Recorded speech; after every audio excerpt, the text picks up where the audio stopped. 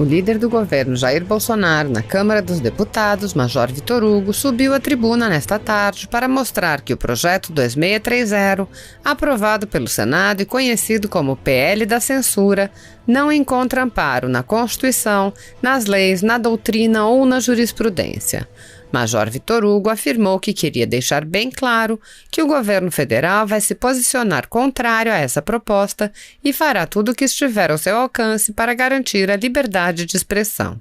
Assista.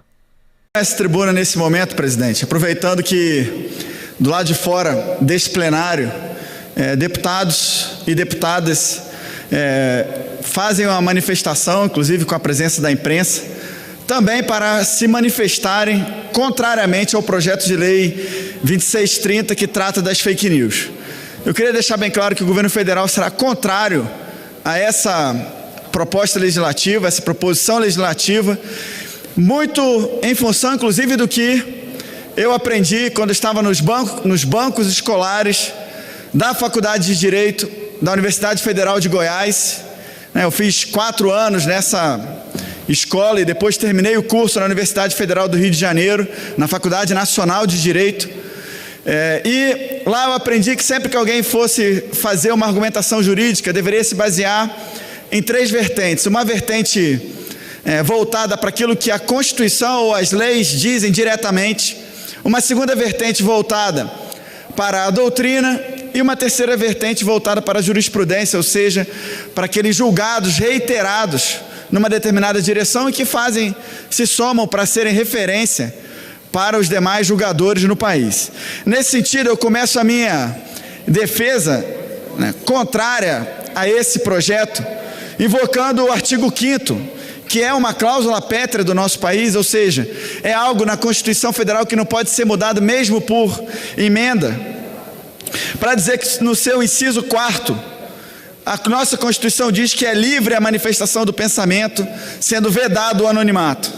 No inciso 9º, é livre a expressão da atividade intelectual, artística, científica e de comunicação, independentemente de censura ou licença. No seu artigo 220, a manifestação do pensamento, a criação, a expressão e a informação, sob qualquer forma, processo ou veículo, não sofrerão qualquer restrição, observado o disposto nessa Constituição. Ainda no parágrafo 1º do 220, nenhuma lei conterá dispositivo que possa constituir embaraço à plena liberdade de informação jornalística em qualquer veículo de comunicação social, observado o disposto em vários dispositivos. E o parágrafo 2º, é vedada toda e qualquer censura de natureza política, ideológica e artística. Então, fica muito claro que na nossa Constituição Federal, esse projeto de lei não encontra qualquer tipo de amparo, na nossa visão e na visão de várias instituições no Brasil e fora do Brasil. Esse projeto de lei contribui para a censura prévia de cidadãos na internet, e esse é um fundamento da comunicação pela internet, que as pessoas possam se manifestar livremente, e já existem no Código Penal brasileiro previsões para se punir excessos nessa manifestação da liberdade de expressão, como a calúnia, a difamação ou a injúria. Quando nós partimos, então, para a doutrina, podemos citar diversos, como, por exemplo, essa citação do livro Direito Constitucional, publicado pela editora Saraiva, do ministro Gilmar Mendes, Inocêncio Mártires e Paulo Gonet, dizendo que a liberdade de expressão é, então, enaltecida como instrumento para o funcionamento e preservação do sistema democrático, do caráter plural de opiniões, sendo vital para a preservação do sistema democrático. Ainda há outras citações do mesmo livro. A liberdade de expressão, enquanto direito fundamental, tem sobretudo um caráter de pretensão a que o Estado não exerça a censura. Ainda, na mesma publicação, não é o Estado que deve estabelecer quais são as opiniões que merecem ser tidas como válidas e aceitáveis.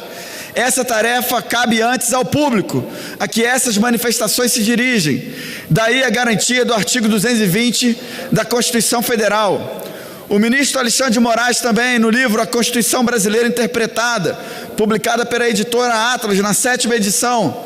diz que a liberdade de expressão constitui um dos fundamentos essenciais de uma sociedade democrática e compreende não somente as informações consideradas como inofensivas, indiferentes ou favoráveis, mas também as que possam causar transtornos, resistência, inquietar as pessoas, pois a democracia somente existe baseada na consagração do pluralismo de ideias e pensamentos, na tolerância de opiniões e do espírito aberto ao diálogo. Ainda na mesma publicação, o ministro Alexandre de Moraes continua dizendo que a proteção constitucional engloba não só o direito de expressar-se oralmente ou por escrito, mas também o direito de ouvir, assistir e ler. Consequentemente, será inconstitucional a lei ou o ato normativo que proibir a aquisição ou recebimento de jornais e livros periódicos, a transmissão de notícias e informações, seja pela imprensa falada, seja pela imprensa televisiva.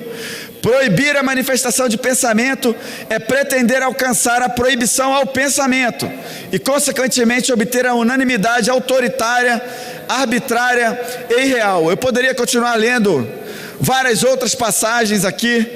mas eu prefiro passar para a terceira vertente que foi citada aqui no início,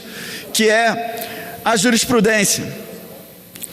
E existem diversas decisões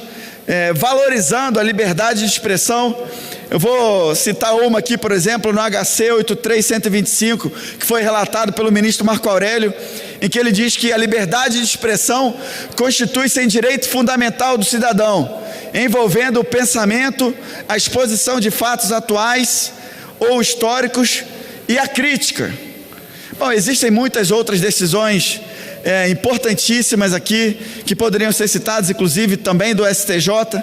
mas para não tornar enfadonho esse meu pronunciamento e eu ficar citando e lendo várias decisões, eu quero só reforçar que foram feitos acordos ao longo do tempo, aqui, inclusive para permitir a votação remota, que,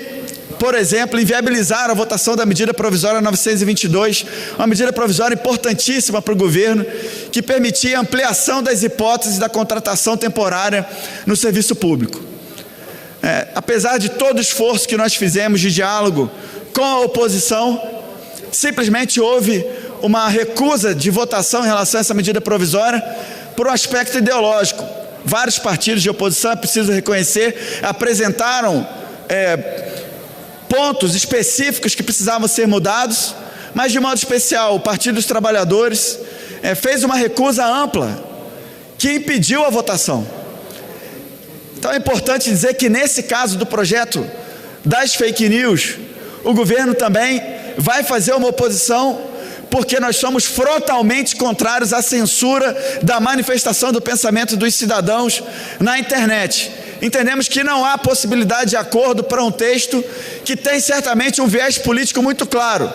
de não só atingir a base de apoio ao nosso presidente Bolsonaro, mas de restringir as manifestações dos cidadãos nesse meio que foi desenvolvido e criado principalmente para que as pessoas tenham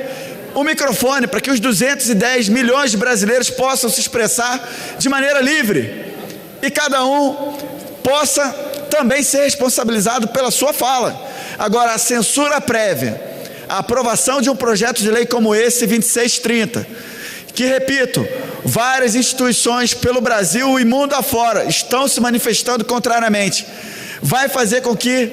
esse parlamento, se vier a ser aprovado, seja manchado com a pecha de que está calando parte expressiva da população brasileira que usa a internet para mostrar aquilo que pensa e que pode ser, certamente, os abusos, eventuais abusos, já podem ser, líder Pedro, punidos a partir das previsões que já existem no Código Penal, como eu já falei, de modo especial a injúria, a difamação e a calúnia. Nesse sentido, eu queria ser muito claro, o governo federal será contrário ao projeto de lei 2630, e eu faço um apelo a todos aqueles que agora compõem a base do governo, a todos aqueles líderes que fazem parte dos partidos que apoiam o nosso governo, que também se manifeste contrariamente a esse projeto de lei, porque na nossa visão cerceia a possibilidade do cidadão se manifestar, e isso vai diretamente e frontalmente contra os princípios mais caros da nossa democracia. É isso que eu tinha a dizer, presidente. Muito obrigado.